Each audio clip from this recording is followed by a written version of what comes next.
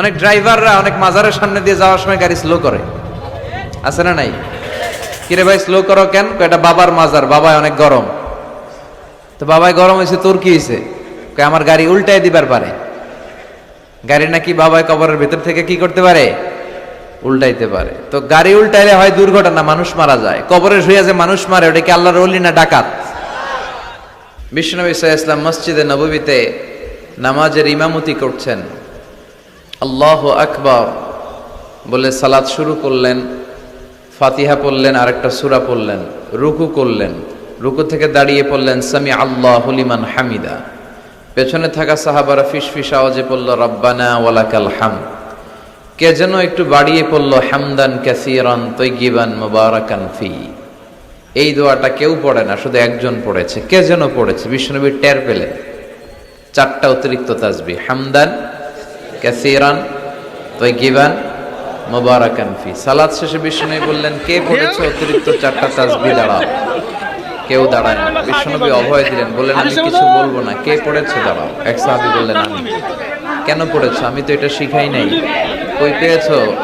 সাহাবী বলে, নবী এটা আমি নিজে নিজে বানাইছি।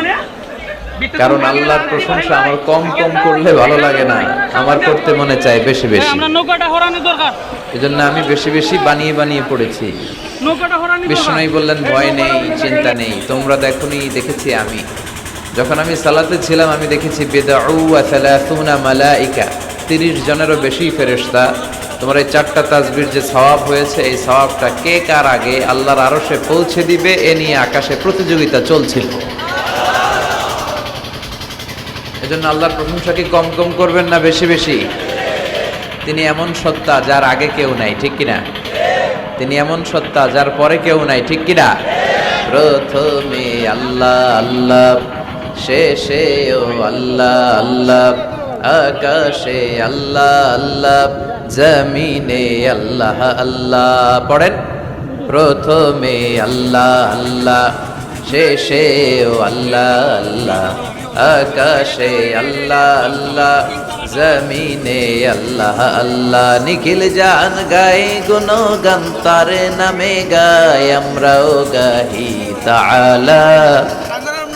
হামদে বারি তাআলা, হামদে বারি তাআলা, হামদে বারি তাআলা।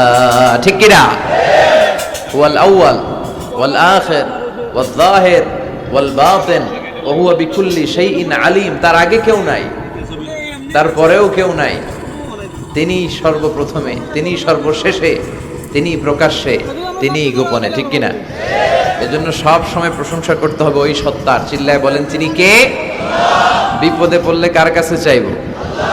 আমরা অসুস্থ হলে আমাদেরকে সুস্থ করে দেয় কে? এটার নাম হচ্ছে তাওহীদ। এটার নাম কি?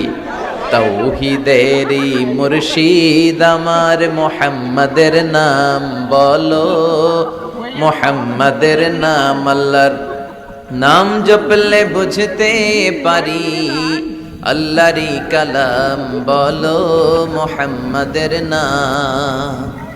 ওই নামেরই রশি ধরে যাই আল্লাহর পথে, ওই নামেরই ভেলায় চড়ে ভাসি নূরের স্রোতে, ওই নামের বাতি জেলে দেখি আরশের মুকাম বলো, মুহাম্মাদের নাম। তাওহীদেরই মুর্শিদ আমার মুহাম্মাদের নাম বলো, মুহাম্মাদের নাম। আল্লাহর নাম জপলে বুঝতে পারি, আল্লাহরই কালাম বলো, মুহাম্মাদের নাম। ঠিক কি না? এটাকে বলে তাওহীদ, oneness of God, oneness of creator. স্রষ্টা যে একজন, এতজনের কাছে যে হাত পাতা যায় না, হাত পাততে হয় কার কাছে? ইন্নাহু মান লাম ইয়াসআলিল্লাহ ইয়াগদাব আলাইহি। তিরমিজির বর্ণনায় বিশ্বনবী বললেন, যে ব্যক্তি বারবার বারবার আল্লাহর কাছে হাত পাতে না, ওই ব্যক্তির উপর আল্লাহ রেগে যায়। আর যে ব্যক্তি বারবার বারবার বারবার আর বারবার আল্লাহর কাছে চায়, তার উপর আল্লাহ খুশি হয়ে যায়। চিল্লায় পড়েন আল্লাহু আকবার। এজন্য আমরা সব সময় কার কাছে চাইবো? আপনি বিপদে পড়লে উদ্ধার করতে পারে কে? মনের বাসনা পূর্ণ করতে পারে কে? সন্তান হয় না, দিতে পারে কে? নাকি মাজারে গেলে সন্তান পাবেন? এই ধারণা অনেক জায়গায় আছে না নাই? জুরিতে এই ধারণা নাই। হ্যাঁ, মাজারে যে মানত করে আর মনে করে মাজারে মানত না করলে সন্তান হয় না। তো মাজারে মানত না করলে যদি সন্তান না হতো, গরুর যে বাচ্চা হয়, গরু কোন মাজারে মানত করছে? ছাগলের যে বাচ্চা হয়, জুরিতে ছাগলের বাচ্চা নাই? এই ছাগল কোন মাজারে যে মানত করছে? আহা, ইয়াহাবু লিমান ইয়াশাউ ইনাসা ওয়া ইয়াহাবু লিমান ইয়াশাউ যুকুর আও ইউযাওয়িজুহুম যুকরানা ওয়া ইনাসা ওয়া ইয়াজআলু মান ইয়াশাউ আকিমা ইন্নাহু আলিমুন কাদির। আল্লাহ যারে চায় তারে ছেলে দেয়, যারে চায় তারে মেয়ে দেয়, যারে চায় তারে ছেলেও দেয়, মেয়েও দেয়। আবার যারে চায় না তারে আল্লাহ ছেলেও দেয় না, মেয়েও দেয় না। চিল্লায় বলেন ঠিক কিনা? এজন্য কার কাছে চাবো? মাজারে যেয়ে চাওয়া যাবে? কিন্তু এই ভুল ধারণা এই দেশে আছে না নাই? মনে করে যে মাজারে যেয়ে না চাইলে, মাজারে সেজদা না দিলে, মাজারে মানত না করলে সন্তান পাওয়া যায় না। আসলে সন্তান দেয় কে? এরকম অনেক অদ্ভুত ধারণা এই বাংলার জমিনে আছে না নাই? বাংলাদেশে অনেক ধরনের কুসংস্কার আছে যেগুলো থেকে এখন আমরা বেরোতে পারি নাই। বাংলাদেশে ছোটবেলায় আমি দেখতাম যে এই কথাটার খুব প্রচলন ছিল। লোকজন বলতো যে ওষুধ খাওয়ার আগে বিসমিল্লাহ পড়া যাবে না। আপনাদের জুরিতে বলে যে বিসমিল্লাহ বললে বরকত হয়, তো রোগে বরকত হয়ে যাবে। আছে না নাই? ভুয়া কথা। ওষুধ খাওয়ার আগে অবশ্যই আপনি বিসমিল্লাহ বলবেন। তবে এদেশে একটা দোয়া প্রচলিত আছে, আল্লাহ শাফি আল্লাহ মাফি। এটা হাদিসে নাই, তবে আপনি পড়তে পারবেন। তবে শুদ্ধ উচ্চারণ হচ্ছে আল্লাহ শাফি আল্লাহ মুআফি। আল্লাহ মাফি না, আল্লাহ মুআফি। আমার সাথে সাথে বলেন আল্লাহ শাফি আল্লাহ মুআফি আল্লাহ শাফি আল্লাহ মুআফি। মানে আল্লাহ তুমি শেফা দাও, তুমি আরোগ্য দাও। ওষুধ খাওয়া লাগে, খাওয়া সুন্নাত, এজন্য খাচ্ছি। ওষুধ আমারে ভালো করে না, ভালো করে কে? মুমিন তাওয়াক্কুল করে একজনের উপর চিল্লায় বলতে হবে তিনি কে? এটা হচ্ছে তাওহীদ। আর এর বিপরীতটা হচ্ছে শিরক। আল্লাহর মতো করে কাউরে মনে করা, আল্লাহ ছাড়া অন্য কাউরে ডাকা, আল্লাহর জায়গায় কাউরে বসানো, এগুলো হচ্ছে শিরক। আল্লাহ সব গুনাহ মাফ করে, শিরকের গুনাহ মাফ করে না। কবরে থাকা ব্যক্তির কাছে মানুষ যে চায়, কবরে থাকা ব্যক্তির কাছে যে চাওয়া যায় না। আল মাইয়িতু ফিল কবর কাল গারিকু ফিল বাহার। সাঁতার না জানা ব্যক্তি সাগরে পড়লে যেরকম অসহায়, কবরে চলে গেলে মানুষ অসহায়। সে আপনার কি দিবে? আপনি না দিবেন? আপনি যে দোয়া করলে সে পাবে। সে আপনার কিছু করতে পারবে? এমনকি বিশ্বনবী আপনার কিছু করে দিতে পারে না। আপনি বিশ্বনবীর কবরের সামনে যে বিশ্বনবীর কাছে চাইতে পারবেন? কথা কয় না। চাইবেন কার কাছে? ইযা সাআলতা ফাসআলিল্লাহ ওয়া ইযা ইসতাআনতা ফাসতাইন বিল্লাহ। অনেকে এগুলো করে। অনেক ড্রাইভাররা অনেক মাজারের সামনে দিয়ে যাওয়ার সময় গাড়ি স্লো করে, আছে না নাই? কিরে ভাই স্লো করো কেন? এটা বাবার মাজার, বাবায় অনেক গরম। তো বাবায় গরম হয়েছে, তোর কি হয়েছে? আমার গাড়ি উল্টায় দিবার পারে। গাড়ি নাকি বাবায় কবরের ভেতর থেকে কি করতে পারে? উল্টাইতে পারে। তো গাড়ি উল্টাইলে হয় দুর্ঘটনা, মানুষ মারা যায়। কবরে শুয়ে যে মানুষ মারে, ওটা কি আল্লাহর ওলি না ডাকাত? কথা কন। এই জন্য এই জাতীয় বাতিল আকীদা, ইমান বিধ্বংসী আকীদার সাথে মুসলমানের কোনো সম্পর্ক থাকতে পারে? শিরকের বিষয়টা ভয়ানক, সবচেয়ে বড় পাপ। ইন্না শিরকা লা যুলমুন আযীম। আল্লাহ সব মাফ করে, কিন্তু শিরকের গুনাহ মাফ করে না। ইন্নাল্লাহা লা ইয়াগফিরু আইয়ুশরাকা বিহি ওয়া ইয়াগফিরু মা দুনা যালিকা লিমান ইয়াশা। আল্লাহ চাইলে সব গুনাহ মাফ করতে পারে, কিন্তু তিনি শিরকের গুনাহ কখনো ক্ষমা করেন না। এজন্য আমরা যখন সালাতে দাঁড়াই মসজিদে, যে আল্লাহ বলে সালাত পরে পর, আগে বল শিরক করস নাকি, তখন আমরা ঘোষণা দেই ওয়াজ্জাহাতু ওয়াজহিয়া লিল্লাযী ফাতারাস সামাওয়াতি ওয়াল আরদা হানিফাও ওয়া মা আনা মিনাল, আমরা বলি ওয়া মা আনা মিনাল মুশরিকিন। আল্লাহ আমি শিরক করি না, আমি মুওয়াহহিদ, আমি তাওহীদের পক্ষের শক্তি। সুবহানাল্লাহ পড়েন।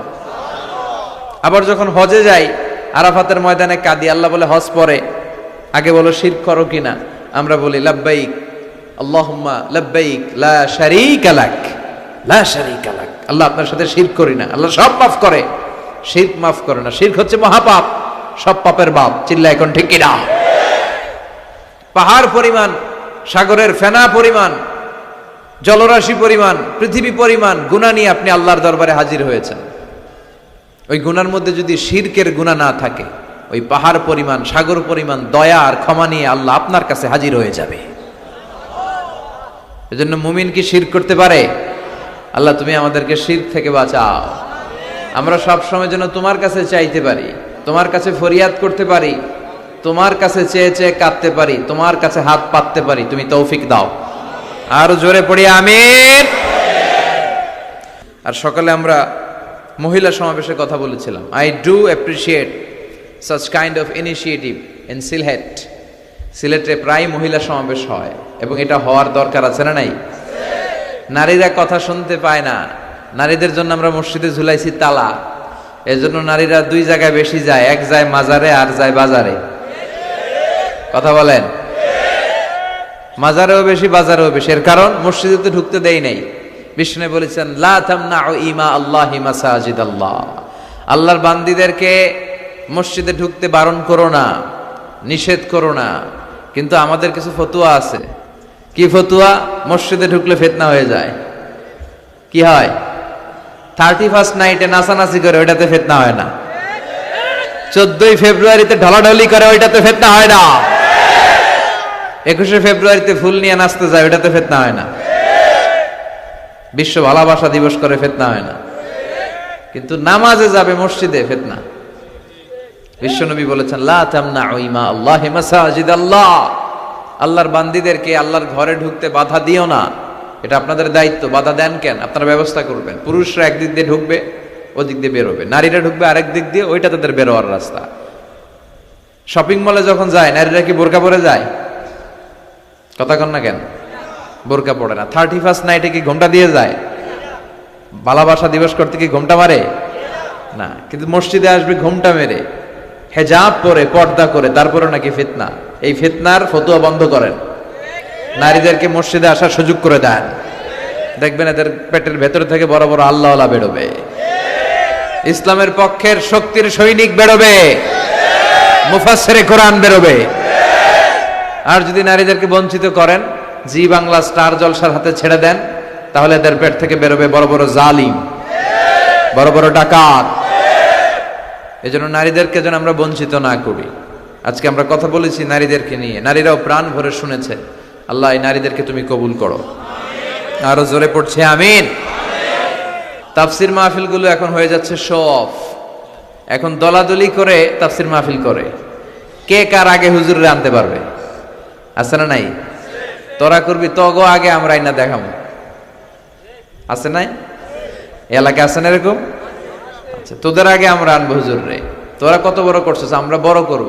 তোরা হুজুরে আনছিস 10টা হুন্ডা দিয়ে, আমরা আনবো 50টা হুন্ডা দিয়া।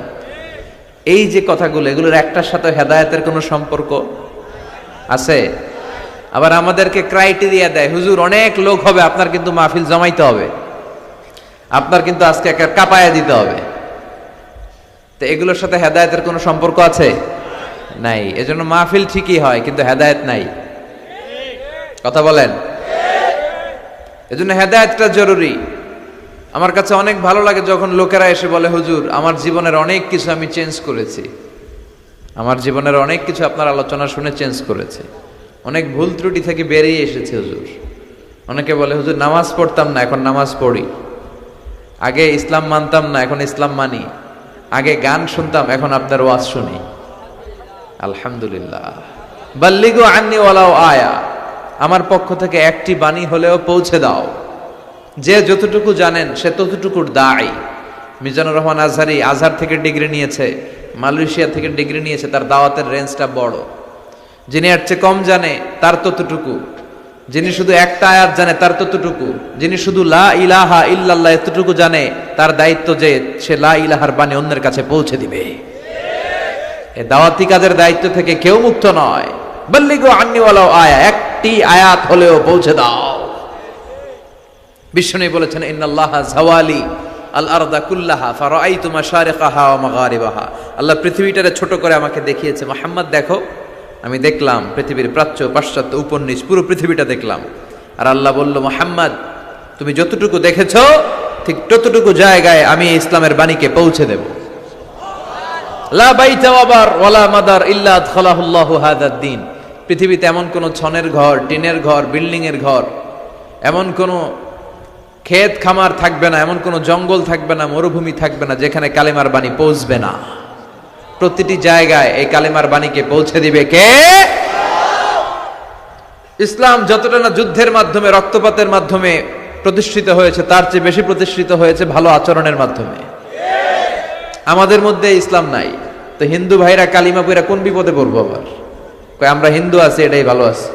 আমরা মূর্তির সামনে যে ওম নমো ভগবতে বাসুদেবায়া, এটাই বালা।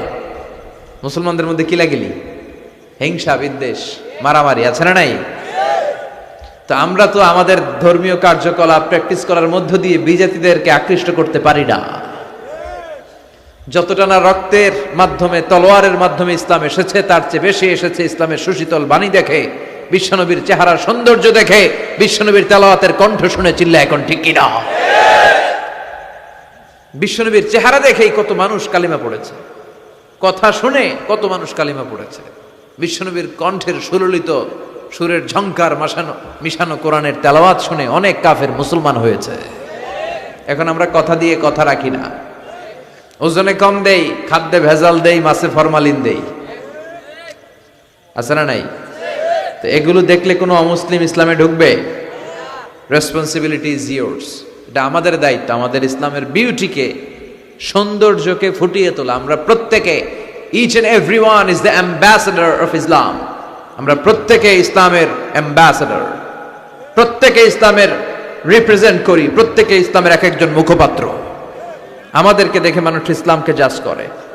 এজন্য আমরা যেন ইসলামের সঠিক বার্তা, সঠিক কথা, সঠিক বাণী মানুষের কাছে পৌঁছে যেতে পারে। আল্লাহ তুমি তৌফিক দাও, আমাদের হৃদয়ে ইখলাস বাড়িয়ে দাও, আমাদের হৃদয়টাকে তোমার